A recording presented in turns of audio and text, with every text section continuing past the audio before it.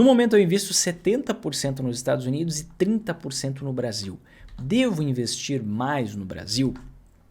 Aqui é uma questão muito pessoal, depende muito. Por quê? Mas vamos lá, vamos tratar disso com cuidado e critério. Primeira pergunta, qual é a sua pretensão em relação à moradia no futuro? Você tem alguma pretensão em morar no exterior? Se você tem alguma pretensão em morar no exterior, acredito que você tem que, sim, ir dolarizando seu patrimônio pouco a pouco, já tem 70%, daqui a pouco você vai para o exterior e você vai zerando, né? O capital aqui no Brasil. Quero investir, acho uma oportunidade, investir no Brasil, você investe via um ETF, via ADR, mas via mercado norte-americano, se você vai morar lá. Tá? Então esse é o primeiro ponto. Por quê? Porque a sua vida é em dólar. Se a sua vida é em dólar, não faz sentido investir em real. Tá? Esse é o primeiro ponto. Nem tributariamente não vai fazer sentido. Agora, poxa, Vinícius, não quero morar no exterior, vou continuar morando no Brasil e tenho 70% do meu dinheiro investido nos Estados Unidos e 30% investido no Brasil. Tá? Não vou dizer que eu considero errada essa sua análise, mas eu acredito que é uma análise bastante conservadora. Tá? Acredito que é uma decisão bastante conservadora. Né? Por quê? Porque, querendo ou não, quando você investe em dólar, você tem um propulsor de rentabilidade adicional. Se a gente pegar do plano real até hoje, ou melhor, não do plano real, né? Porque ali o dólar ele era fixo, mas desde que o dólar passou a ser flutuante, desde 99 até hoje, a gente vê que o dólar valoriza em relação ao real na faixa de 6,5% ao ano. Né? Então, se você tem uma rentabilidade de 4% ao ano, na verdade é 10,5% em média. Se você tem uma rentabilidade de 10% ao ano em dólar, na verdade é 16,5% em média, e assim por diante.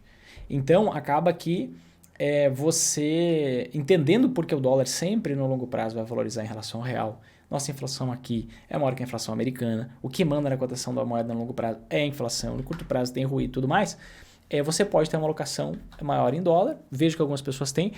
Eu acredito que nesse momento não seja o mais essencial, o mais ideal. Eu vou explicar o porquê disso, tá? É muito por conta de múltiplos, tá? Se eu comparar, por exemplo, vou comparar um mercado só para a gente ter essa visão, tá? Se eu olhar aqui qual é o preço em relação ao lucro das ações que fazem parte do índice Bovespa, a gente chega num PL de 7 vezes, 7,7.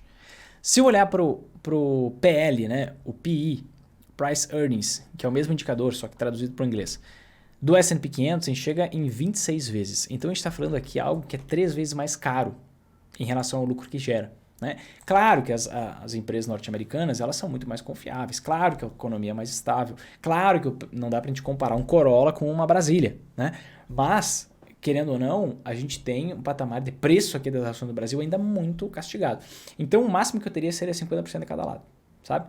50% no Brasil e 50% nos Estados Unidos. Principalmente agora, porque a gente já teve uma boa correção, uma boa valorização nos ativos americanos. Então a gente viu, antes a gente tinha uma queda muito grande nas ações americanas, nos ativos americanos em geral, nos REITs inclusive, e agora a gente já vê uma recuperação, não total de todos os mercados, uma das ações, grande parte.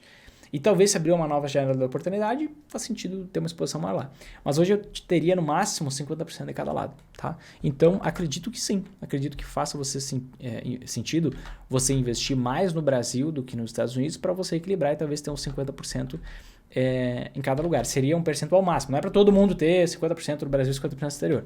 Depende. Depende qual é a sua visão do longo prazo, depende do seu nível de confiabilidade na economia, no Brasil, e depende de vários fatores, depende do seu nível de tolerância a risco, né? E aí, com base nisso, você vai tomar essa decisão. Mas, de todo modo, se você não vai morar no exterior, tá? E não necessariamente só nos Estados Unidos, mas se você não vai morar no exterior no futuro, eu não entendo por que ter 70% nos Estados Unidos e 30% no Brasil. Acredito que tem bastante oportunidade aqui.